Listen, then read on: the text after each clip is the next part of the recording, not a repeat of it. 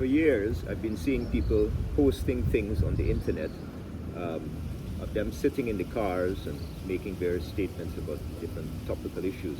And I've always thought how ridiculous they looked. But here I am, I'm doing the very same thing today, but in fact I'm doing it with deliberate purpose, in the sense that it's this signage here that I'm referring to. The signage says meat kills, and then it has underneath the Caribbean Vegetarian Vegan Charity.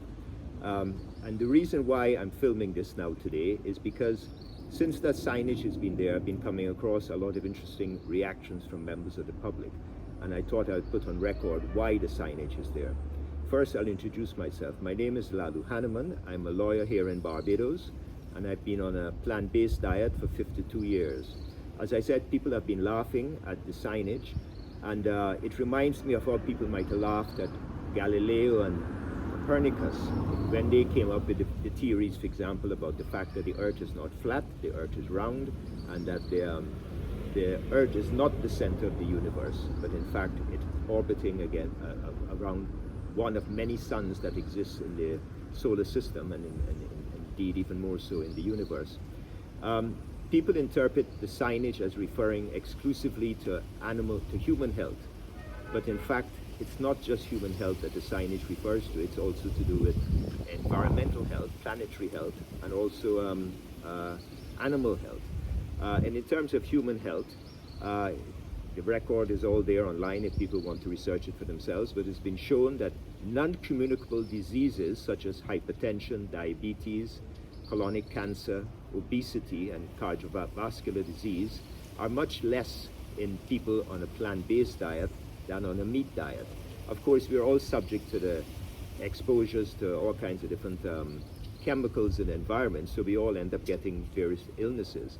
But the incidence of things like, as I said, non-communicable diseases amongst plant-based diet eaters is much less than amongst meat eaters. And when I use the word meat, I include fish. I know in the Caribbean people draw a distinction between meat and fish, but in fact, fish is also meat.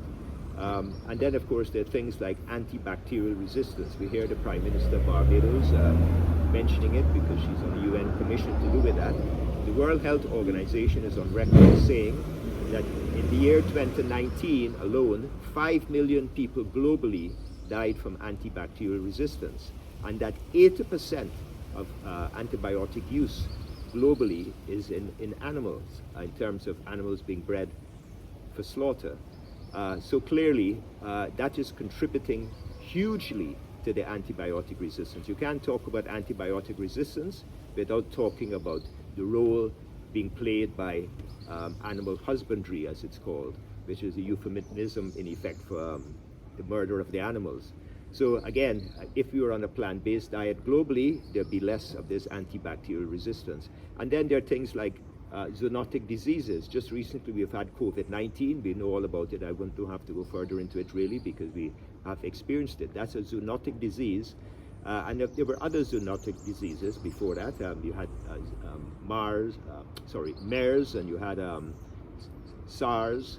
And then, of course, we all know about swine flu and bird flu and things like that. So there are loads of them. And in fact, even something as common amongst humans now as measles originated in cattle and spread because of the fact people are eating meat spread from cattle into the human population. So, human health is a crucial thing in terms of this position I'm advocating. But as I said, environmental health is also an issue, planetary health. Meat eating is a major stressor on the environment. Something like 18% of global warming gases are produced by the meat industry globally annually. We hear a lot of talk about aviation. People are saying in Europe that we should boycott aviation, which of course will have a huge impact on places like Barbados, which are tourist-based economies. But in fact, aviation is only 2% of global warming gases. And as I mentioned, according to the UN Climate Change Unit, 18% of climate change gases are being generated by the meat industry.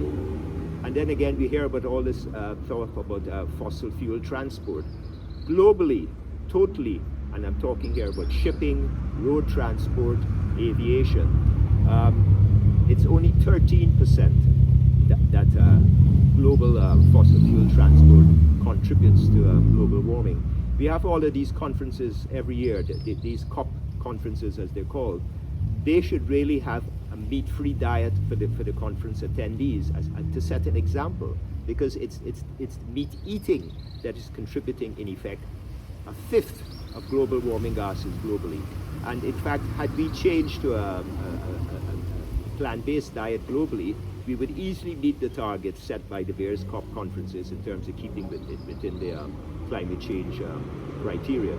And then on top of that, rainforest destruction. 70% of rainforest destruction has been attributed to meat eating. Places like the Amazon are being destroyed for cattle ranching and the growing of soya and corn for cattle feed. Something like 80% of the corn produced in America, the United States of America, is for animal consumption, again, for animals that are subsequently killed, murdered in effect. 20% of arable land globally has been degraded because of grazing animals. They've now been reduced to desert.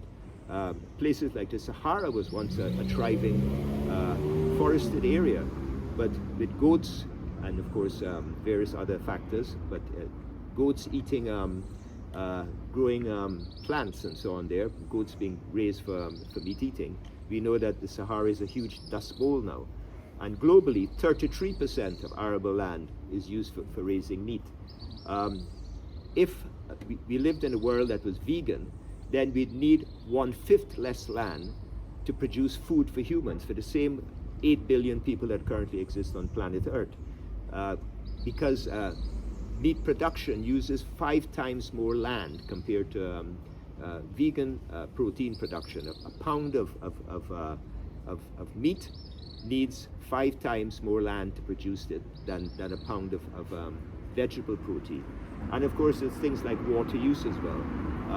Twice the amount of water is used for animal protein production compared to plant protein production. I'm talking about it on a pound by pound basis. And of course, we know that methane emissions are 21 times more dangerous in terms of global warming than even carbon dioxide, which, as we know, is a greenhouse gas. So you cannot really claim to be an environmentalist and still eat meat. It's totally contradictory. It's an oxymoron in effect, and totally hypocritical.